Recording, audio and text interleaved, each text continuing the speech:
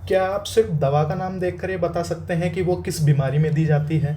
अगर मैं कहूँ एम्लोडिपिन, मेटफॉर्मिन, पेंटाप्राजोल, एमोक्सिसिलिन, क्या आप बता पाएंगे इनमें से कौन सी दवा बीपी की है, कौन सी डायबिटीज़ की, कौन सी एसिडिटी की और कौन सी इन्फेक्शन की? आज की वीडियो के बाद आप बहुत सी दवाओं का काम सिर्फ उनका नाम देखकर पहचानना सीख जाएंगे। लेकिन ध्यान रहे, नाम पहचानना और खुद से दवा लेना दोनों अलग अलग बातें हैं, इसलिए वीडियो को अंत तक ज़रूर देखें।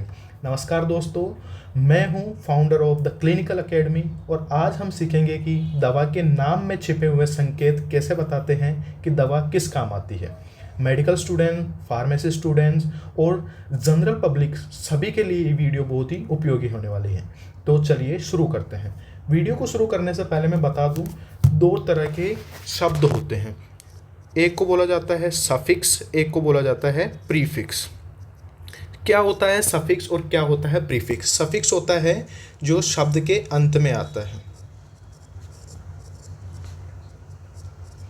और प्रीफिक्स होता है जो शब्द के शुरू में आता है।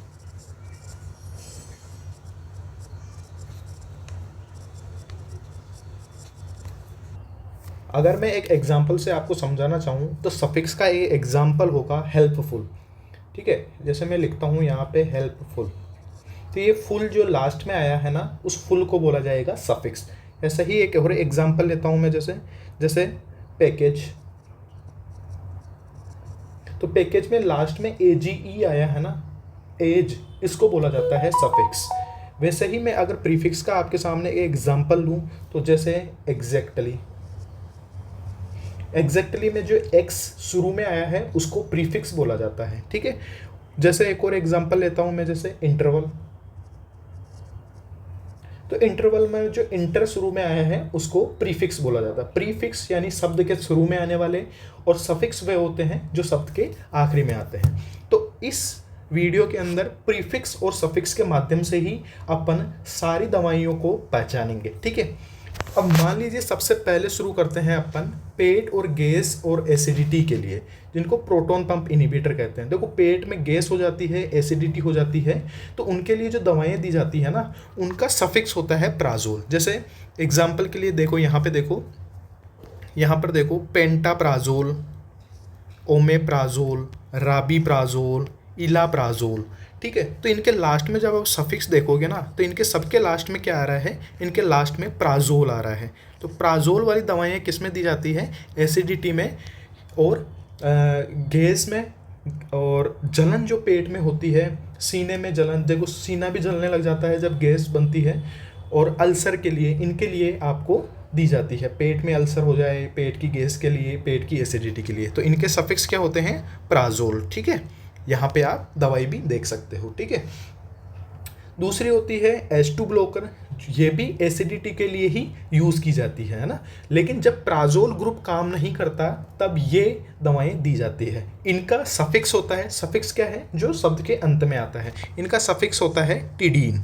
देखो यहाँ पे आप देखोगे रानी टिडीन, फेमोटिडीन, निजाटिडीन। तो इनका टिडीन जो होता है वो सफिक्स होता है, और ये भी एसिडिटी या हर्ट बर्न में काम आती है। लेकिन कब काम आती है? जब प्राजोल ग्रुप, ये प्राजोल ग्रुप काम नहीं करे तब ये यूज़ की जाती है। दर्द और सूजन में, जैसे शरीर में दर्द हो रहा हो, सूजन हो रही हो, जैसे पैरों में सूजन हो रही है, जॉइंट्स में सूजन हो रही है, जोड़ों का दर्द हो रहा हो, तो उनके अंदर जो है ये दवाएं दी जाती है। इनका सफिक्स क्या होता है? फिनेक या फिर प्रोफेन।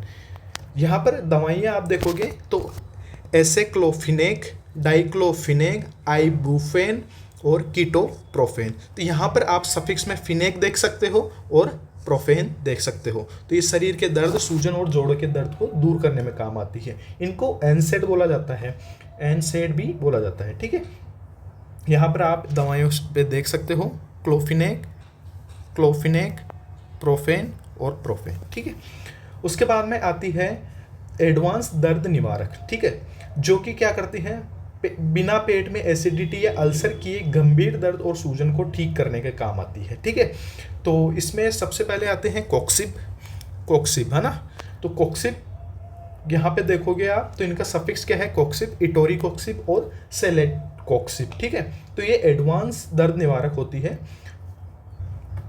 लेकिन इनकी खास बात क्या होती है, ये पेट में कभी एसिडिटी नहीं करती है और ये अल्सर भी नहीं करती है और दर्द को दूर करने के काम आती है ना, गंभीर दर्द को और सूजन को ठीक करने में काम आती है। जैसे यहाँ पे देखोगे आप, ये जो दवाएं होती हैं ये भी जोड़ों के दर्द को दूर करती है, शरीर के दर्द को दूर करती हैं, सूजन को दूर करती है, लेकिन ये पेट में जाके एसिडिटी बना सकती है, गैस बना सकती है और ये अल्सर भी पेट में कर सकती है, पेट में अल्सर कर सकती है। लेकिन जो ये दवाएं हैं इटोरिकोक्सिक और सेलेकोक्सिक, ये जो है पेट में एसिडिटी भी नहीं करती है और अल्सर भी नहीं करती है और दर्द को भी दूर कर देती है। उसके बाद आता है बैक्टीरियल इन्फेक्शन। शरीर में किसी भी तरह का बैक्टीरिया का इन्फेक्शन हो जाए, जैसे यूरिन का इन्फेक्शन हो जाए, यानी पेशाब का इन्फेक्शन, पेशाब का संक्रमण, जिसको अपन यूटीआई बोलते हैं, टाइफाइड हो जाए और पेट का कोई भी इन्फेक्शन हो जाए तो उसको ख़त्म करने में ये काम आती है। इनका सफिक्स होता है फ्लोक्सासिन, फ्लोक्सासिन, ठीक है।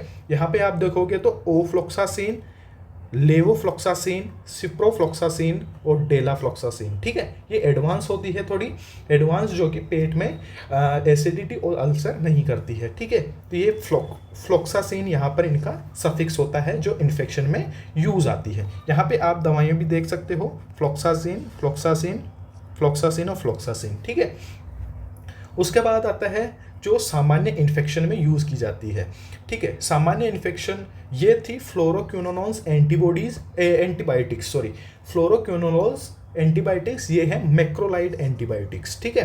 तो ये सामान्य इन्फेक्शन में यूज़ आती है। सामान्य इन्फेक्शन जैसे गले का इन्फेक्शन हो गया, टॉन्सिल हो गया, छाती का कोई भी इन्फेक्शन हो गया, उसको ठीक करने में इनका सफिक्स क्या होता है, माइसिन इनका सफिक्स होता है। माइसिन में जैसे एजिथ्रोमाइसिन, क्लेरिथ्रोमाइसिन, रिथ्रोमाइसिन। तो कभी भी आप एजिथ्रोमाइसिन जब टेबलेट आपको डॉक्टर प्रिस्क्राइब करता है तो वो सामान्य गले के इन्फेक्शन के लिए, टॉन्सिल के लिए या छाती के कोई इन्फेक्शन के लिए करता है। यहाँ पर आप इमेज भी देख सकते हो और यहाँ पे आप टेबलेट भी देख सकते हो। उसके बाद में आता है फंगल इन्फेक्शन। फंगस की वजह से कोई इन्फेक्शन हो जाए, जैसे दाद, खाज, खुजली, त्वचा का जो फंगल इन्फेक्शन होता है, जैसे यहाँ पे इमेज में देख सकते हो आप, दाद, खाज, खुजली यहाँ पे हो सकते हैं, उनके अंदर इनका यूज़ किया जाता है। तो कभी कभार ये ट्यूब फॉर्म में भी होती है, कभी कभार ये टेबलेट की फॉर्म में भी होती है, ठीक है। तो यहाँ पे आप देखोगे तो इनका सफिक्स होता है कोनाजोल, जैसे फ्लूकोनाजोल, इट्राकोनाजोल, कीटोकोनाजोल और लूलिकोनाजोल, ठीक है। यहाँ पर आप देखोगे तो फ्लूकोनाजोल जो है फंगल इन्फेक्शन में यूज़ होता है। जैसे आपका वजाइनल फंगस आ जाता है, जैसे उसको बोलते हैं अपन वजनाइटिस में भी यूज़ की जाती है, वो भी फंगस की वजह से होता है। एक इट्राकोनाजोल जिसकी क्रीम भी आती है, दाद, खाज, खुजली पर लगाने के लिए लूलिकोनाजोल की क्रीम आती है, ठीक है। तो क्रीम भी आती है और टेबलेट फॉर्म में भी आती है। और कीटाकोनाजोल जिसको अपन डेंड्रफ में यूज़ करते हैं। डेंड्रफ ज़्यादातर केसेस में किसकी वजह से होता है, फंगस की वजह से होता है। तो फंगस की वजह से अगर डेंड्रफ हो रहा है तो उसके लिए कीटाकोनाजोल का शैम्पू भी आता है, यहाँ पे आप शैम्पू भी देख सकते हो। उसके अलावा इसकी टेबलेट भी आती है जो अदर सिस्टेमिक इन्फेक्शन में, फंगल इन्फेक्शन में यूज़ होती है। तो फंगल इन्फेक्शन के लिए कोनाजोल सफिक्स लगता है। हाई ब्लड प्रेशर के लिए, यानी कि बीपी जिनकी बढ़ जाती है, बीपी बढ़ना, उसके लिए देखो 3 ग्रुप देखेंगे अपन, ठीक है। सबसे पहले अपन बीटा ब्लॉकर देखेंगे, जिसमें अगर किसी भी दवाई के लास्ट में ओलोल लिखा हुआ है सफिक्स, तो ये क्या करता है, दिल की धड़कन को सामान्य करता है और बढ़े हुए ब्लड प्रेशर को कम करता है, यानी कि बीपी को कम करता है। जैसे मेटोप्रोलोल, एटिनोलोल, प्रोप्रानोलोल, बिसोप्रोलोल, तो इनके सबके लास्ट में प्रीफिक्स क्या आ रहा है, ओलोल। तो इसका मतलब है ये बीपी को कम करने के काम आती है। एक होता है साल्टन, एक सफिक्स होता है जिसको बोलते हैं अपन साल्टन, ठीक है, SARTAN, साल्टन। जैसे कि लो साल्टन, वाल साल्टन, टेलमिसाल्टन। तो ये साल्टन दवाइयाँ भी जो होती है वो भी बीपी को कम करने का काम करती है। तो यहाँ पर मैंने लिखना भूल गया, यहाँ पर 2 आएंगे, एक तो सफिक्स ओलोल और एक सफिक्स आता है साल्टन। ये दोनों ही क्या करती है, ब्लड प्रेशर को कम करती है। जैसे लो साल्टन, वाल साल्टन, एक है टेलमिसाल्टन, ठीक है, इनका सफिक्स साल्टन होता है। उसके बाद में बीपी को कम करने वाले ही एक और कैटेगरी होती है जिसको एस इनहिबिटर कहा जाता है ना।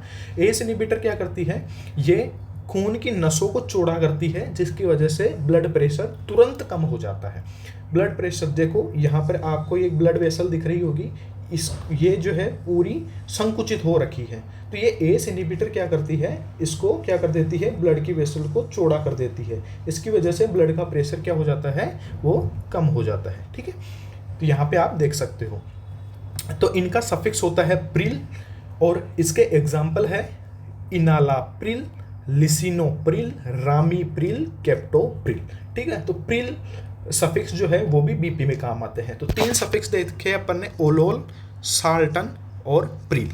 ठीक है, ये तीनों ही बीपी की दवाइयाँ होती हैं। ठीक है, उसके बाद में आता है आपका डायबिटीज़ की और शुगर की आधुनिक दवाएं। देखो शुगर के कई तरह, शुगर के लिए जो है आपके इंसुलिन का इंजेक्शन भी दिया जाता है। ठीक है, एक दवाई होती है मेटफॉर्मिन, वो भी दी जाती है। लेकिन कुछ दवाएं मैं बता रहा हूँ जो आधुनिक दवाएं हैं, जो डायबिटीज़ के पेशेंट में दी जाती है। उनका जो सफिक्स होता है वो होता है ग्लिफ्लोजिन। ग्लिफ्लोजिन, ठीक है, ये क्या करता है, खून में जो अतिरिक्त शुगर है उसको पेशाब के रास्ते बाहर निकाल देता है। जो खून में शुगर पड़ी हुई है उसको पेशाब के रास्ते से बाहर निकाल देता है, जिसका एग्जाम्पल है डापाग्लिफ्लोजिन, एम्पाग्लिफ्लोजिन, केनाग्लिफ्लोजिन। यहाँ पर आप इनके ड्रग का नाम भी देख सकते हो। यहाँ पे आप पेशेंट देख सकते हो, इसका जो है ब्लड के अंदर अतिरिक्त शुगर को पेशाब के थ्रू ये बाहर निकाल देती है। डायबिटीज़ की और भी दवाएं होती हैं, जैसे ग्लिप्टिन। ग्लिप्टिन क्या करती है, शरीर में इंसुलिन की मात्रा को बढ़ा देती है, जिससे शुगर कंट्रोल में रहती है। ठीक है, तो इसका एग्जाम्पल है सीटाग्लिप्टिन, विल्डाग्लिप्टिन, टेनेलिग्लिप्टिन और लीनाग्लिप्टिन। तो ये ग्लिप्टिन वाली जो दवाएं होती है वो भी डायबिटीज़ को कंट्रोल करने के काम आती है।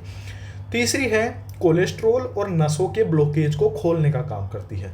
देखो कोलेस्ट्रॉल और नसों में जो ब्लॉकेज होता है वो मेनली जो है फैटी एसिड्स की वजह से होता है। जो खराब कोलेस्ट्रॉल होता है उसकी वजह से होता है। तो ये खून के अंदर क्या होता है, ये जैसे ब्लड वेसल्स है, तो ये कोलेस्ट्रॉल यहाँ पे जमा हो गया, तो यहाँ से जब खून जाता है तो यहाँ पे क्या होता है, यहाँ पे ब्लॉकेज हो जाता है, जिससे खून आगे कम जा पाता है, जिससे हार्ट अटैक भी आ सकता है। ठीक है, तो ये कोलेस्ट्रॉल और नसों के ब्लॉकेज को खोलने का काम करती है और हार्ट अटैक से बचाती है। इसका सफिक्स होता है स्टेटिन। एग्जाम्पल है जैसे एटोरवास्टेटिन, रोजुवास्टेटिन, सिमवास्टेटिन। ठीक है, तो स्टेटिन जो होती है ये दवाएं क्या करती है, कोलेस्ट्रॉल को कम करती है और नसों के ब्लॉकेज को खोलती है। यहाँ पे आप इनका इमेज भी देख सकते हैं, जैसे एटोरवास्टेटिन, रोजुवास्टेटिन, सिमवास्टेटिन। ठीक है, घबराहट और नींद की कई आदमियों को क्या करती है, नींद नहीं आती है, नींद की दवाएं भी बोला जाता है इनको, नींद की दवाई भी बोला जाता है। और घबराहट होती है, किसी को एंजाइटी होती है, तो उसमें ये दवाएं दी जाती है। इन दवाएं के ग्रुप को बेंजोडाइज़ेपिन बोला जाता है। ठीक है, कहीं भी किसी भी दवाई के लास्ट में सफिक्स जोलम या जिपाम दिख जाए, इसका मतलब है वो नींद की दवाई है। तो दिमाग को शांत करती है, घबराहट को दूर करती है और नींद लाने का काम करती है। जैसे एल्प्राजोलम, क्लोनाजिपाम, डायाजिपाम, लोराजिपाम। देखो लोराजिपाम, डायाजिपाम, क्लोनाजिपाम ये क्या होती है, सिर दर्द में भी काम आती है। ठीक है, जब भी सिर दर्द होता है तो काम आती है। इनका मेन काम क्या होता है, नींद लेके आती है। तो अगर नींद आ जाएगी पेशेंट को तो उसका सिर दर्द भी कम हो जाएगा। लेकिन एल्प्राजोलम नींद की स्पेशल दवाई है। ये सभी नींद की दवाएं हैं, पर इनको सर दर्द में भी दिया जाता है। ठीक है, सिर दर्द में भी दिया जाता है और नींद में भी, नींद नहीं आती है तो नींद में भी दिया जाता है। ठीक है, यहाँ पे आप देख सकते हो जोलम, जिपाम, जिपाम, जिपाम। ठीक है, एक होती है एलर्जी, सर्दी और बहती नाक का। कई लोगों को जो है खेत में जाने पर वहाँ की धूल से एलर्जी होती है, बाहर धूल में खेलने से एलर्जी होती है, या किसी भी और चीज़ से उनको एलर्जी होती है। जब भी एलर्जी होती है तो उस आदमी को क्या होता है, छींकें आने लग जाती है, नाक बहने लग जाता है। ठीक है, तो एलर्जी, सर्दी, जब भी अपने को ठंड लगती है, सर्दी लग जाती है तो उसमें भी छींकें आती है और नाक बहने लग जाता है। उसके अलावा एलर्जी में खुजली भी होती है, कई एलर्जी में खुजली भी होती है। ठीक है, तो उनकी जो दवाएं हैं उनके लास्ट में क्या होता है, इरामाइन या टाडीन। ठीक है, टेडीन या टाडीन। तो इरामाइन और टेडीन किसी भी दवाई के लास्ट में आपको दिखता है तो वो क्या होता है, आपका एलर्जी के लिए काम आती है। जैसे है फेनिरामाइन, क्लोरफेनिरामाइन और लोराटेडीन, ठीक है। तो ये दवाएं किसमें होती है, एलर्जी के लिए। अब फेनिरामाइन को क्या बोला जाता है, एविल की गोली भी बोला जाता है, एविल। तो कभी भी आपने जो है, कभी भी मधुमक्खी आपको काटी होगी तो आप सबसे पहले डॉक्टर के पास जाते हो तो वो क्या लिखता है, एविल प्रिस्क्राइब करता है, क्योंकि वो उस मधुमक्खी के डंक से होने वाली एलर्जी से आपको बताता है, ठीक है। तो फेनिरामाइन, क्लोरफेनिरामाइन और लोराटेडीन, ठीक है, ये दवाएं होती है। खून को पतला करने की दवाएं, देखो खून को पतला करने की जरूरत कब पड़ती है, जब खून ज़्यादा हो जाता है। जब भी खून ज़्यादा हो जाएगा तो वो कहीं पे भी जाके जम सकता है और जो रक्त वाहिनियां हैं उसको क्या कर सकता है, ब्लॉक कर सकता है, जिसकी वजह से क्या हो सकता है, हार्ट अटैक आ जाएगा। अगर हृदय की रक्त वाहिनियों को अगर ब्लॉक करेगा तो हार्ट अटैक आ जाएगी, और अगर मस्तिष्क की यानी कि ब्रेन की ब्लड रक्त वाहिनियों को अगर ब्लॉकेज करेगा तो स्ट्रोक आ जाएगा, ठीक है। तो स्ट्रोक आ सकता है। तो इससे बचाने के लिए क्या करते हैं, खून को पतला करने वाली दवाएं दी जाती है, जिनको एंटीकोआगुलेंट्स या फिर ब्लड थिनर बोला जाता है। इनका सफिक्स क्या होता है, जेबेन बोला जाता है, ठीक है। और 2026 में सबसे ज़्यादा इस्तेमाल होने वाला एडवांस ग्रुप है, क्योंकि हार्ट अटैक के केसेस और स्ट्रोक के केसेस बहुत ज़्यादा आते हैं, ठीक है। तो इसके एग्जांपल क्या है, रिवारोक्साबेन, एपिक्साबेन, एडोक्साबेन, ठीक है। यहाँ पे आप देख सकते हो रिवारोक्साबेन और एपिक्साबेन के आपको क्या लिखे हैं, फोटो भी दिखाई गई है, ठीक है। तो ये क्या करते हैं, ब्लड को पतला कर देती हैं। उसके बाद आता है वोमिटिंग और उल्टी वाली दवाएं। अगर किसी को वोमिटिंग ज़्यादा होती है, उल्टी ज़्यादा होती है, जी मचलाता है, जिसको नोजिया बोला जाता है, खासकर कोई भी कैंसर की कीमोथेरेपी होती है, उसके बाद कोई भी सर्जरी होती है तो उसके बाद उल्टी होने के चांसेस बहुत ज़्यादा हो जाते हैं, ठीक है। तो किसी भी तरह की उल्टी होती है तो उसके लिए जो दवाएं दी जाती है उनका सफिक्स होता है सेट्रोन, जैसे कि ओडान सेट्रोन, ग्रानी सेट्रोन, पलानोसेट्रोन, ठीक है। तो यहाँ पे आप देख सकते हो ओडान सेट्रोन तो आपने जो है अपने लाइफ में कभी ना कभी तो खाई ही होगी, ठीक है। उसके बाद में अस्थमा और सांस फूलने। अगर अस्थमा क्या होता है, अस्थमा के अंदर जो आपके फेफड़ों के अंदर जो ब्रोंकस जाती है, जैसे ये बोल सकते हैं इसको, तो ये क्या हो जाती है, ये सकड़ी हो जाती है, इनमें कॉन्ट्रैक्शन हो जाता है, इनमें संकुचन हो जाता है। इसकी वजह से क्या होता है, आपको सांस नहीं आती है। अस्थमा में क्या होता है, ये आपको सांस जो ऑक्सीजन को ले जाने वाली जो ब्रोंकस होती हैं उनमें संकुचन हो जाता है, जिसकी वजह से क्या होता है, आपको सांस नहीं आती है। तो ये अस्थमा की दवाइयाँ क्या होती है, इन जो ब्रोंकस को इनको चौड़ा कर देती हैं, फेफड़ों में जो सांस की नलियाँ होती हैं उनको चौड़ा कर देती है, जिससे सांस आसानी से आ जाती है।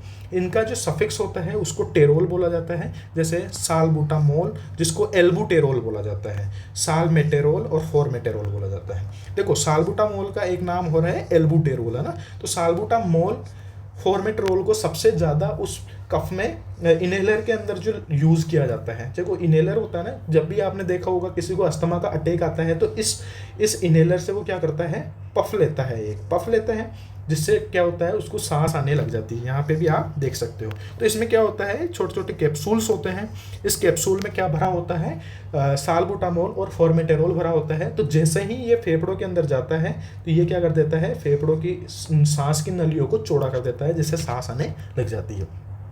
उसके बाद में हाई ब्लड प्रेशर और माइग्रेन के लिए कौन कौन सी, यानी कि बीपी के लिए यूज़ होती है ये भी, और माइग्रेन के लिए यूज़ होती है, ठीक है। तो ये क्या करती है, रक्त वाहिनी की मांसपेशियों को आराम देती है, जिससे बीपी कम हो जाता है। देखो रक्त वाहिनियों में क्या होता है, आपके मांसपेशियाँ होती है, ठीक है, ये मांसपेशियाँ होती है, तो ये इनको क्या कर देता है, आराम देता है, यानी कि इनको रिलैक्स कर देता है। जब जैसे ये रिलैक्स हो जाएगी तो ये क्या हो जाएगी, चौड़ी हो जाएगी, पहले इतनी थी अब इतनी हो गई, तो ब्लड आराम से बह जाएगा इसमें, तो बीपी क्या हो जाएगा, कम हो जाएगा। तो इसका एग्जांपल है डिपिन्स, जैसे एम्लोडिपिन, निफेडिपिन्स, फेलोडिपिन्स, ठीक है।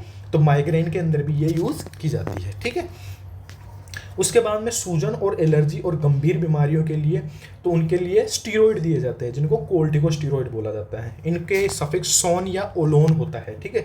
शरीर में कोई भी गंभीर सूजन हो जाए, गंभीर एलर्जी हो जाए, इम्यून सिस्टम से जुड़ी दिक्कतें, कोई भी कैंसर हो जाए, तो उनके अंदर क्या होते हैं, स्टीरॉयड्स दिए जाते हैं। इसका एग्जाम्पल है जैसे डेक्सामेथासोन, बेटामेथासोन, प्रेडनिसोलोन, मिथाइल प्रेडनिसोलोन। तो ये दवाएं क्या दी जाती हैं, उन पेशेंट को दी जाती हैं, ठीक है। उसके बाद में लोकल एनेस्थीसिया यानी कि सुन्न करने वाली दवाएं। जब भी आपको जो है कोई भी प्रोसीजर करना होता है, मान लीजिए आपका दांत दर्द कर रहा है, दांत को निकलवाना है, तो आप पे सुन्न करने के इंजेक्शन दिया जाएगा। मान लीजिए आपका कोई गांठ हो गई, कहीं पे ट्यूमर हो गया, उसको निकालना है, तो उसके लिए लोकल एनेस्थीसिया यानी कि सुन्न करने वाली दवाएं दी जाती है ना। कोई भी आपका जैसे बोन मेरो एस्पिरेशन करना है या फिर आपका जो है लंबर पंक्चर करना है, तो आपको क्या करेगा, सुन्न करने की दवाएं लगाई जाएगी आपको। तो उसके लास्ट में होता है केन।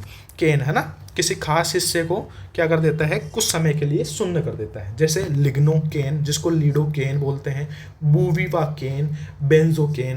तो ये केन वाले जो दवाएं होती हैं वो ये आपको जो है यहाँ पे दिखाई देगी, यहाँ पे इंजेक्शन के फॉर्म में ये आती है। देखो यहाँ पे पेशेंट जो है, यहाँ पेशेंट के जो है डॉक्टर लोकल एनेस्थीसिया इंजेक्ट कर रहा है, ठीक है। उसके बाद में एंटीवायरल ड्रग्स। एंटीवायरल ड्रग्स जो होती है ना, तो शरीर में कोई भी वायरस का इन्फेक्शन हो गया, जैसे चिकन पॉक्स जिसको अपन क्या बोलते हैं, छोटी माता। किसी को माता आ जाती है ना, माता जिसको बोलते हैं अपन कि इसको तो छोटी माता आ गई, इसको बड़ी माता आ गई, ठीक है। तो ये छोटी माता हो गई, दाद, हर्पीज या कोई फ्लू हो गया, वायरल फ्लू, तो उनके अंदर क्या दिया जाता है आपको, ये दवाएं दी जाती हैं वायरल इन्फेक्शन में। इनका सफिक्स होता है वीर, ठीक है, जैसे ए साइक्लोवीर, वाला साइक्लोवीर, ओसेल्टामिवीर, ठीक है। तो यहाँ पे आप देख सकते हो ए साइक्लोवीर, वाला साइक्लोवीर। तो ये दवाएं दी जाती हैं किसी भी वायरल इन्फेक्शन को रोकने के लिए। चिकन पॉक्स में तो आपने देखा ही होगा। देखो जनरली क्या होता है, चिकन पॉक्स के पेशेंट जो होते हैं उनको डॉक्टर के पास नहीं लाया जाता, क्योंकि वो 8 से 10 दिन के अंदर ऑटोमेटिक ही ठीक हो जाते हैं। लेकिन आप जल्दी से अगर उनके डॉक्टर के पास लेके जाओगे ना, तो शरीर पे जो छोटी माता की वजह से जो छोटे छोटे दाने हो जाते हैं ना, इनके स्कार कभी नहीं बनेंगे, इनके जो धब्बे बन जाते हैं ना वो नहीं बनेंगे, क्योंकि डॉक्टर क्या लिखेगा, एंटीवायरल ड्रग दिखेगा, एंटीवायरल इस चिकन पॉक्स के वायरस के खिलाफ लिखेगा ए साइक्लोवीर, ठीक है। तो उससे क्या होगा, आपके ये जो चकते बनते हैं ना छोटी माता के, वो कभी नहीं बनेंगे, ठीक है। उसके बाद में प्रोस्टेट ग्रंथि का बढ़ना और बालों के झड़ना। देखो बालों का झड़ना किस पे निर्भर करता है, जगह शरीर में टेस्टोस्टेरोन ज़्यादा होता है ना, शरीर में टेस्टोस्टेरोन ज़्यादा होता है ना, तो उसकी वजह से क्या होते हैं, बाल झड़ते हैं, बाल झड़ते हैं। और साथ ही जो है प्रोस्टेट ग्रंथि जो होती है अपने शरीर में, वो भी क्या हो जाती है, बढ़ जाती है। अगर प्रोस्टेट ग्रंथि बढ़ जाएगी तो पेशाब करने में दिक्कत आएगी और पूरा अच्छे तरह से पेशाब नहीं हो पाएगा, रात में पेशाब लगेगी, एकदम से पेशाब लगेगी। तो ये सारे जो सिम्टम होते हैं वो प्रोस्टेट ग्रंथि के बढ़ने के होते हैं। साथ ही क्या होते हैं, बालों का झड़ना भी होता है। तो इसके लिए जो दवाएं दी जाती हैं वो होती है स्टेरॉइड सफिक्स की, मतलब उनके लास्ट में स्टेरॉइड होता है, जैसे फिनास्टेरॉइड, ड्यूटास्टेरॉइड। तो कई बार आप देखोगे कि अगर आपके बाल ज़्यादा झड़ रहे हैं तो कभी कभार डॉक्टर जो है फिनास्टेरॉइड या डूटास्टेरॉइड में से कोई लिखता है, ठीक है। तो ये मेल पैटर्न बाल्डेंस को रोकता है, ठीक है। उसके बाद यूरिन इन्फेक्शन और गंभीर बैक्टीरिया इन्फेक्शन के लिए, तो इसके लिए जो है सिफेलोस्पोरिन एंटीबायोटिक्स दी जाती है, जो क्या करते हैं, देखो ये बहुत बड़ा ग्रुप है, ठीक है। तो ये इन्फेक्शन को रोकने के, जैसे कोई भी ऑपरेशन हुआ, कोई भी सर्जरी हुई, पेट को चीरा, हाथ को चीरा या कुछ भी बड़ा सर्जरी आपकी होती है, तो उस जगह से आपके इन्फेक्शन होने के चांस ज़्यादा होते हैं। तो उस टाइम क्या दिया जाता है आपको, ये सिफिलोस्पोरिन एंटीबायोटिक्स दी जाती है। उसके बाद टाइफाइड में यूज़ की जा सकती है, फेफड़ों के इन्फेक्शन में यूज़ की जाती है। तो इनके शुरू में प्रीफिक्स क्या होगा आपका, या तो सेफ होगा, प्रीफिक्स आ गया ना, प्रीफिक्स वो होते हैं जो शुरू में आते हैं, या तो सेफ होगा या ऐसे पीएच होगा, कुछ इस तरह से होगा। तो सेफेक्जिम, सेफ्ट्राइक्सोन, सेफोटेक्सिन, सेफोडोक्सिन, ठीक है। तो ये दवाएं जो है गंभीर बैक्टीरियल इन्फेक्शन में काम आती है, ठीक है। कैंसर और गंभीर ऑटोइम्यून बीमारियां के अंदर तो मोनोक्लोनल एंटीबॉडी दी जाती है। तो ये सबसे एडवांस 2026 की सबसे एडवांस बायोलॉजिकल थेरेपी है जो कैंसर में दी जाती है, ठीक है। तो ये डायरेक्ट क्या करती है, कैंसर की कोशिकाओं पर हमला करती है। देखो पुरानी कैंसर की दवाइयों में इस मोनोक्लोनल एंटीबॉडीज में क्या अंतर है मैं बताता हूँ, ठीक है। पहले की जो कन्वेंशनल कैंसर की दवाएं, जो पुरानी कैंसर की दवाएं थी, वो जब भी अपन लेते थे ना, तो वो क्या करती थी, कैंसर के ऊपर तो अटैक करती थी, पर जो अपने स्वस्थ टिश्यू है, स्वस्थ ऑर्गन है, उनको भी अटैक कर देती थी, उन पे अटैक करके उनको डैमेज कर देती थी। ये नुकसान हो रहा था, तो अपन ये दवाएं ले रहे थे, इसकी वजह से कई सारे नुकसान भी होते थे अपने को। लेकिन ये मोनोक्लोनल एंटीबॉडीज आने की वजह से क्या होता है कि अगर इनको अपन लेते हैं ना, तो केवल और केवल कैंसर की जगह पे जाके कैंसर को ही खत्म करती है। तो ये कैंसर सेल्स पर ही हमला करती है। तो इनके लास्ट में आपको देखे दिखेगा, यानी कि सफिक्स क्या दिखेगा आपको, मेब। मेब का मतलब होता है मोनोक्लोनल एंटीबॉडी, ठीक है। तो जैसे रितुक्सीमेब, एडालीमुमेब, ट्रांसटुजुमेब, ये सारी आपको दिखाई देगी। ये कई सारे इंजेक्शन के फॉर्म में आती है। तो यहाँ पे आप देख सकते हो बहुत महंगी दवाएं होती है ये। उसके बाद में सिर के दर्द के लिए, माइग्रेन के लिए, यानी सिर दर्द करता है किसी का, तो ये सिर दर्द क्यों करता है, क्योंकि सिर की नसों में क्या हो जाता है, सूजन आ जाता है, उसकी वजह से तेज दर्द होता है ना। तो उस सिर की नसों में जो सूजन आता है उनको वापस सिकोड़ देता है सूजन को। सूजन में क्या हो जाएगी, फूल जाती है, रक्तवाहिनियाँ, तो ये वापस उनको सिकोड़ने का काम करता है ना। तो इनके लास्ट में होता है ट्रिप्टान्स। ट्रिप्टान्स क्या होता है, जैसे sumatriptan, rizatriptan, zolmitriptan. देखो माइग्रेन का जो फर्स्ट ट्रीटमेंट जो देते हैं वो तो आपको क्या देते हैं, लोराजिपाम, क्लोनाजिपाम वगैरह देते हैं, ठीक है, एंटीसाइकोटिक जो बोलते हैं उनको। लेकिन उससे नहीं होता है तो सुमाट्रिप्टान, रिजाट्रिप्टान और जोलमीट्रिप्टान भी दिया जाता है, ठीक है। तो ये सिर दर्द को कम करता है। उसके बाद में होते हैं पेशाब को बढ़ाने और सूजन कम करने वाला। देखो शरीर में किसी किसी का क्या होता है, शरीर में सूजन आ जाता है, पूरे शरीर में सूजन आ जाता है, जैसे गाल सूज जाते हैं, हाथ सूज जाते हैं, पैर सूज जाते हैं। वो क्यों सूजते हैं, क्योंकि शरीर में पानी ज़्यादा हो गया, पानी ज़्यादा होने की वजह से शरीर सूज गया। तो ये क्या करते हैं, ये जो दवाएं हैं थायजाइड, इनके लास्ट में आपको थायजाइड दिखेगा। ये थायजाइड क्या करेंगे, ये आपके शरीर में जो एक्स्ट्रा पानी है उसको बाहर निकालने का काम करते हैं पेशाब के रास्ते से, ठीक है। तो शरीर के एक्स्ट्रा पानी को और नमक को पेशाब के रास्ते बाहर निकालते हैं, जिससे बीपी भी कम हो जाती है और शरीर और पैरों की सूजन भी कम हो जाती है। इसका एग्जाम्पल हाइड्रोक्लोरोथायजाइड और क्लोरथायडोन, जिसको क्लोरथायजाइड भी कहा जाता है, ठीक है। तो यहाँ से आप देख सकते हो। तो ये पेशाब बढ़ाती है और सूजन को कम करती है।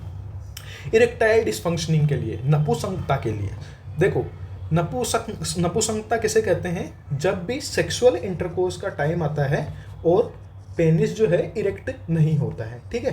तो उस कंडीशन में क्या करते हैं, ये दवाएं क्या करती है, इरेक्टाइल डिसफंक्शनिंग में काम आती है। ये क्या करती है, पेनिस की जो ब्लड वेसल्स हैं उनके अंदर खून बढ़ा देती है, खून को बढ़ा देती है। उसकी वजह से क्या होता है, इरेक्टाइल डिसफंक्शनिंग में आराम मिलता है, ठीक है। तो वहाँ खून का बहाव बढ़ जाता है। उदाहरण कैसे, जैसे सिडेनाफिल, टाडालाफिल, वर्देनाफिल। तो आपने वियाग्रा का नाम सुना होगा, वो वास्तव में सिडेनाफिल ही होता है, ठीक है। तो ये सिडेनाफिल आप देख सकते हो, ठीक है, इरेक्टाइल डिसफंक्शन में यूज आती है। उसके बाद में आता है एंटीस्पाज्मोटिक, यानी पेट में कई बार मरोड़ आ जाती है, आंत में मरोड़ आ जाती है, गर्भाशय में मरोड़ आ जाती है। तो ये क्या करता है, उन मरोड़ को वापस आराम देता है, तुरंत शांत करता है। इसका एग्जाम्पल है वेरिन, जैसे ड्रोटावेरिन, मेबेवेरिन। ये क्या करती है, चिकनी मांसपेशियों को क्या करता है, जो मरोड़ आई हुई है उनको शांत करने का काम करता है। देखो ड्रोटावेरिन को जो है, आपको कभी किडनी स्टोन हुआ होगा, उसमें भी आपको ड्रोटावेरिन दिया जाता है। देखो होता क्या है, किडनी के अंदर क्या होता है, ये यूरेटर होता है, जिसको अपन बोलते हैं मूत्र वाहिनी। तो अगर स्टोन यहाँ फंसा हुआ है तो ये क्या करते हैं, ड्रोटावेरिन क्या कर देता है, इसको चौड़ा कर देता है, इसको आराम दे देता है, तो ये स्टोन बाहर आ जाता है, ठीक है। तो ये इसमें आपके किडनी स्टोन में भी दिया जाता है, ठीक है। तो ये था अपना पूरा लेक्चर। अगर वीडियो थोड़ा सा पसंद आया हो तो वीडियो को लाइक करना ना भूलें, शेयर करें अपने दोस्तों के साथ, फैमिली मेम्बर के साथ, ताकि उनको भी ये इन्फॉर्मेशन मिल सके। Thank you.